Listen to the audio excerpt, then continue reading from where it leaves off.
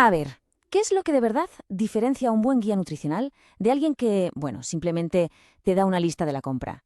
La clave no está en cuánta información tiene, sino en la filosofía que hay detrás.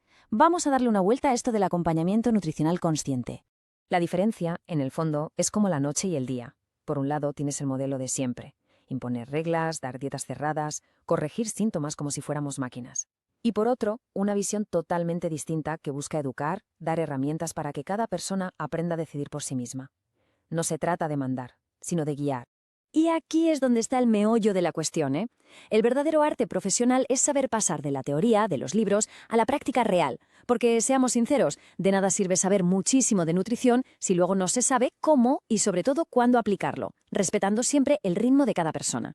O sea que nadie espera aquí la receta mágica que vale para todo el mundo. Eso no existe. La clave es la personalización. ¿Se usan principios? Sí, pero como si fueran una brújula, no un mapa con una sola ruta.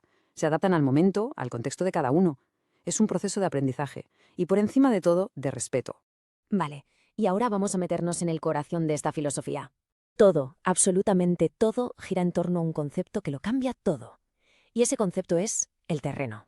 ¿Qué es el terreno? Pues, para que nos entendamos, es el ambiente interno de nuestro cuerpo. Pensemos en cómo está la digestión, si hay mucha inflamación, cómo funcionan los procesos de limpieza. El foco no es ir apagando fuegos, o sea, tratando síntomas sueltos, sino mejorar todo ese ambiente para que el cuerpo por sí mismo recupere el equilibrio.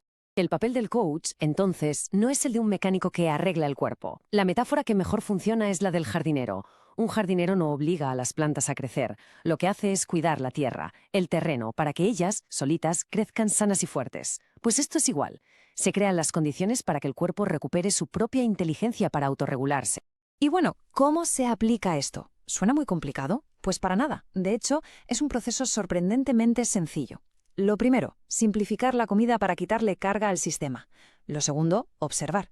Sin más, ver cómo responde el cuerpo, sin dramas ni alarmas. Y tercero, y esto es importantísimo, respetar sus tiempos, sin prisas, sin forzar la máquina.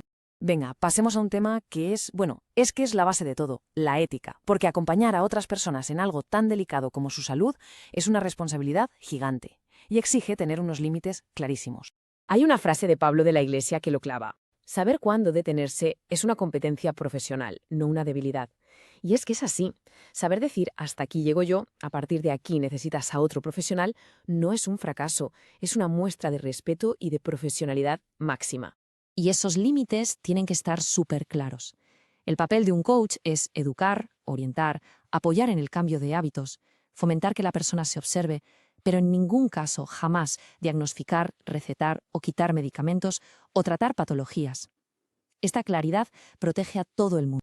Así que si lo juntamos todo, las responsabilidades éticas son muy claras. Se trata de informar sin meter miedo, de buscar la independencia de la persona, no que dependa de ti para todo, de presentar las cosas como una opción, no como la única verdad, y sobre todo tener la humildad de derivar cuando algo se nos escapa de las manos.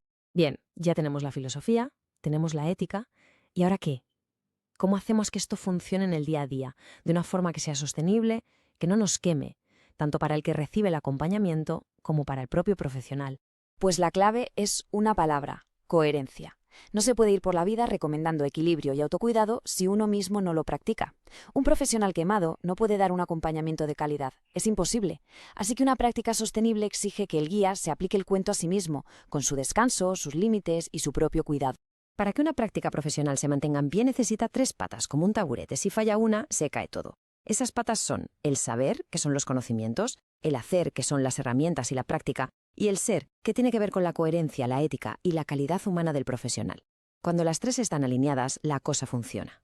Y con todo esto sobre la mesa, llegamos a la meta final, al porqué de todo este enfoque, que no es otro que fomentar la autonomía.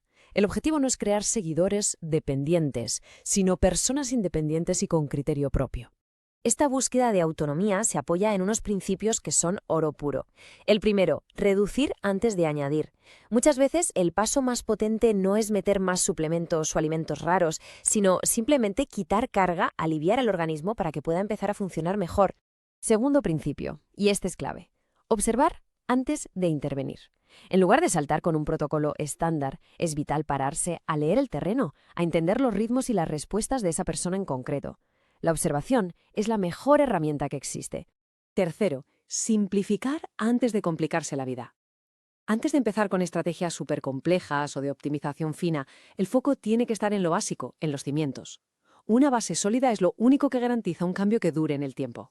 El cuarto, educar antes de corregir. El objetivo no es ser un reparador de problemas, es facilitar que la persona entienda el porqué de las cosas, porque solo desde la comprensión se puede construir una verdadera autonomía. Y el quinto, que en el fondo lo resume todo, acompañar sin sustituir. Se trata de respetar la increíble capacidad que tiene el cuerpo para regularse solo. El coach es un guía, un facilitador del proceso, pero el verdadero protagonista es siempre el organismo de la persona. Entonces, ¿cómo medimos si esto está funcionando? Pues la medida del éxito es muy simple. No se mide por cuánto necesita una personal coach, sino por lo poco que lo necesita con el tiempo. El objetivo final de un buen profesional es, simple y llanamente, volverse innecesario. Y para cerrar, nos quedamos con una pregunta que da para pensar. ¿Y si la verdadera salud no va de encontrar a alguien que nos dé todas las respuestas, sino de aprender a hacernos las preguntas correctas y a confiar en lo que nuestro propio cuerpo nos está diciendo? Ahí queda esa idea.